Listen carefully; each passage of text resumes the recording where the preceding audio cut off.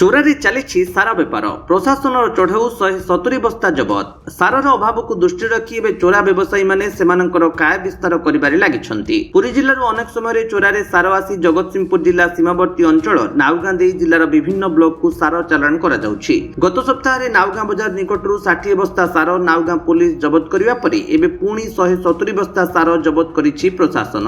ଆଜି ଜିଲ୍ଲା ପ୍ରଶାସନର ନିର୍ଦ୍ଦେଶ କ୍ରମେ ଜଗତସିଂହପୁର ଜିଲ୍ଲା କୃଷି ଅଧିକାରୀ ବିଭୁଦତ୍ତ ସାହୁ ଓ ନାଉଗାଁ କୃଷି ଅଧିକାରୀଙ୍କ ସमेत ତହସିଲଦାର ଓ ନାଉଗାଁ ଥାନା ଅଧିକାରୀ ଦେବାଶିଷ ପଣ୍ଡା ସଦଳବଳେ ଯାଇ ଗାରେଇ ନିକଟରେ ଥିବା ଏକ ଦୋକାନ ଉପରେ ଚଢ଼ାଉ କରିବା ଫଳରେ ସେଠାରେ ଅଣପଞ୍ଜୀକୃତ ଭାବେ 35 ବସ୍ତା ସାର ଜବତ କରିବା ପରେ ଦୋକାନ ମାଲିକ ତାରକ ସାହୁଙ୍କୁ ପଚରାଉଚରା କରିବା ପରେ ଡାହାଣିଖିଆ ଗ୍ରାମର ଏକ ଘରେ ଚଢ଼ାଉ କରି 135 ବସ୍ତା ସାର ଜବତ କରିଛି। ତାରକ ସାହୁ ନିଜ ଗ୍ରାମର ରଞ୍ଜିତ ସାହୁଙ୍କ ଘରେ ଅନଧିକୃତ ଭାବେ ସାର ଗଚ୍ଛିତ ରଖିଥିବା ବେଳେ ଚଢ଼ାଉ ସମୟରେ ତାଙ୍କର ସାର ବିକ୍ରି କରିବାର ସ୍ୱୀକୃତି ନଥିବା ଜଣାପଡ଼ିଛି। ସେ ଅନଧିକାର ଭାବେ ଦୋକାନ ଓ ଉକ୍ତ ଘରେ ସାର ପୁରୀ ଜିଲ୍ଲାରୁ ଆଣି ମହଜୁଦ କରି ରଖି ଚାଷୀଙ୍କୁ ଚଢ଼ା ମୂଲ୍ୟରେ ବିକ୍ରି କରୁଥିବା ତଦନ୍ତ ସମୟରେ ଜଣାପଡ଼ିଛି। ଜବତ ସାରକୁ କୃଷି ବିଭାଗ ନିକଟସ୍ଥ ଡେରିକି ସମବାୟ ସମିତିକୁ ହସ୍ତାନ୍ତର କରିଛି। ପୁରୀ ଜିଲ୍ଲା ନୂଆହାଟର ଜୈନିକ ବ୍ୟବସାୟୀ ନକଲି ସାର ଜଗତସିଂହପୁର ଜିଲ୍ଲାକୁ ଯୋଗାଉଥିବା ବେଳେ ଅନେକ ବ୍ୟବସାୟୀ ଏବେ ଅତ୍ୟନ୍ତ ଚତୁରତାର ସହ ସାର ଗଚ୍ଛିତ ରଖି ବିକ୍ରି କରୁଛନ୍ତି। ଅନେକ ଚାଷୀ ନକଲି ସାର କବଳରେ ଆସି ନିଜ ବିଲରେ ସାର ପ୍ରୟୋଗ କରୁଥିଲେ ହିଁ ତାହା ସେ ଏତେଟା କାର୍ଯ୍ୟ କରୁନଥିବା ଜଣାପଡ଼ିଛି। ନାଉଗାଁ ଅଞ୍ଚଳରେ ଏବେ ବି ଆହୁରି ଅନେକ ସାର ଚୋରା ଭାବେ ଗଚ୍ଛିତ ରହିଥିବା ବେଳେ ଏଗୁଡ଼ିକୁ କେବେ ପ୍ରଶାସନ ଜବତ କରିବ ତାକୁ ନେଇ ପ୍ରଶ୍ନବାଚୀ ସୃଷ୍ଟି ହୋଇଛି। ନକଲି ସାର ସନ୍ଦେହରେ ଜବତ ସାରର ସାମ୍ପୁଲ ସଂଗ୍ରହ କରାଯାଇ ପରୀକ୍ଷାଗାରକୁ ପଠାଯିବ ବୋଲି କୃଷି ଅଧିକାରିଣୀ ଯୁଗସ୍ମିତା ପାତ୍ର ପ୍ରକାଶ କରିଛନ୍ତି। କୃଷି ବିଭାଗ ପକ୍ଷରୁ ନାଉଗାଁ ଥାନାରେ ଲିଖିତ ଅଭିଯୋଗ କରାଯିବା ପରେ ଏହାର ବିଧିବଦ୍ଧ ତଦନ୍ତ କରାଯିବ ବୋଲି ଜଣାପଡ଼ିଛି। ମୁଁ Bibhudatta Sahu chief district agriculture officer ଆମର ଜଗତସିଂହପୁର ଅଛି।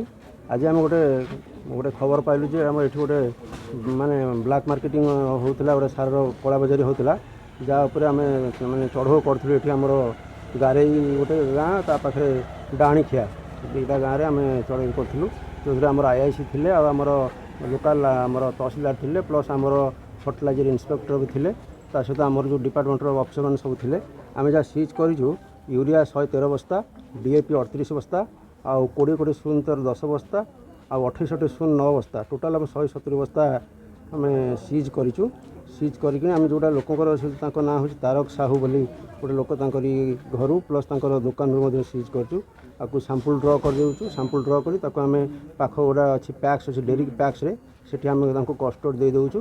ଆଉ ଆମର ସେଇଟା ସାମ୍ପୁଲ୍ ଡ୍ରର ଟେଷ୍ଟ ଆସିଲା ପରେ ଆମେ ତାକୁ ଡିସ୍ପୋଜ୍ କରିବୁ। ତାରକ ସାହୁଙ୍କର ଲାଇସେନ୍ସ ଥିଲା ନା ନାହିଁ? ନା, ଲାଇସେନ୍ସ ନଥିଲା, ସେ ପୁରା ପିଓରଲି ଅନଅଥରାଇଜ୍ଡ ରଖିଥିଲେ। ଆଉ ଏମିତି ବିଭିନ୍ନ ସମୟରେ ଚାଷୀଙ୍କୁ ଠକିବା ପାଇଁ ବିଭିନ୍ନ କଳାବଜାରୀ ମାନେ ଆକ୍ଟିଭ ରହୁଛନ୍ତି ଜିଲ୍ଲାରେ। ଆଉ ବର୍ତ୍ତମାନ କ'ଣ କରାଯାଉଛି? ଆମେ ତାପରେ ମାନେ ଆମର ସ୍କ୍ୱାଡ଼ ଫର୍ମେସନ୍ କରାହେଇଛି। ସ୍କ୍ୱାଡ଼ ହିସାବରେ ଆମର ଯେଉଁ ଫର୍ଟିଲାଇଜର ଇନ୍ସପେକ୍ଟର ଅଛନ୍ତି ଆଉ କନସର୍ନ ଯେଉଁ ବ୍ଲକ ଏଗ୍ରିକଲଚର ଅଛନ୍ତି ସେମାନେ ଏନଫୋର୍ସମେଣ୍ଟ କରୁଛନ୍ତି ରେଗୁଲାରଲି।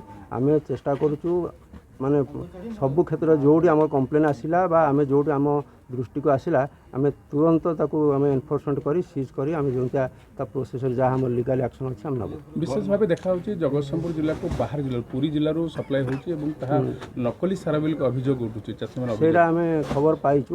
ପାଇଲା ପରେ ଆମେ ଯାହା ମୁଁ ଷ୍ଟେଟ୍ ଲେବୁଲରୁ ଆମର ଯିଏ ଅଛନ୍ତି JD ଅଛନ୍ତି ତାଙ୍କ ସହିତ ମୁଁ କଣ୍ଟାକ୍ଟ ବି କରିଥିଲି। ଆଉ ତା ସହିତ ବି ଆମର ଯେଉଁଟା ଲୋକାଲି ଆମର ଆସୁଛି, ଯେଉଁଟା ଆମର ପୁରୀ ଡିଷ୍ଟ୍ରିକ୍ଟରୁ ଆସୁଛି, ଆମେ ଯାହା ଶୁଣିଛୁ ନିମାପଡ଼ା, ସେଇଟା ଆମର ଯେଉଁ କାକଟପୁର ବ୍ଲକ ଯେଉଁଟାକି ନିମାପଡ଼ା ADO ସର୍କଲରୁ ଆସୁଛି, ସେଇଟା ମଧ୍ୟ ଆମେ ବି ADO ନିମାପଡ଼ା ପ୍ଲସ୍ ଆମର ପୁରୀ CDO ତାଙ୍କ ସହିତ ମୁଁ କଣ୍ଟାକ୍ଟ କରିଛି। ଇମିଡ଼ିଏଟଲି ମୁଁ ଆଜି ଗଲା ପରେ ତାଙ୍କୁ ଚିଠି କରି ଜଣାଇବି। ପ୍ଲସ୍ ମୁଁ ଷ୍ଟେଟ୍ ଲେବୁଲ୍ ସହିତ ବି କଣ୍ଟାକ୍ଟରେ ଅଛି। ଆଉ ତାଙ୍କ ଉପରେ ମଧ୍ୟ ବି ସେ ଯେହେତୁ ଆମର ଏଇଟା ଜୁରିଡ଼ିକ୍ସନରେ ନୁହଁ, ଆମେ କିଛି ଆକ୍ସନ୍ ନେଇପାରୁନୁ। ଆମେ ଆମର ହାୟର ଅଥରିଟିକି ଇନଫର୍ମ କରିଦେଉଛୁ, ସେମାନେ ଆକ୍ସନ୍ ନେବେ। ତାଙ୍କର ଗତ 8 ଦିନ ପୂର୍ବରୁ ଯେଉଁ ସାର ଧରା ହେଇଥିଲା ତାକୁ କ'ଣ ଆକ୍ସନ୍ ନିଆଯାଇଛି? ତାର ଆକ୍ସନ୍ ନିଆଯାଇଛି। ଆମେ ଯାହା ମୁଁ ତ ସେଥିରେ ନଥିଲି, ଆମର ଫର୍ଟିଲାଇଜର ଇନ୍ସପେକ୍ଟର ଥିଲେ, ପ୍ଲସ୍ ଆମର IAS। ନାଉଗାଁରୁ ବୈଷ୍ଣବ ରାଉଳଙ୍କ ରିପୋର୍ଟ, ବିଶ୍ୱ ବିଜୟୀ ନ୍ୟୁଜ୍ ଓଡ଼ିଶା।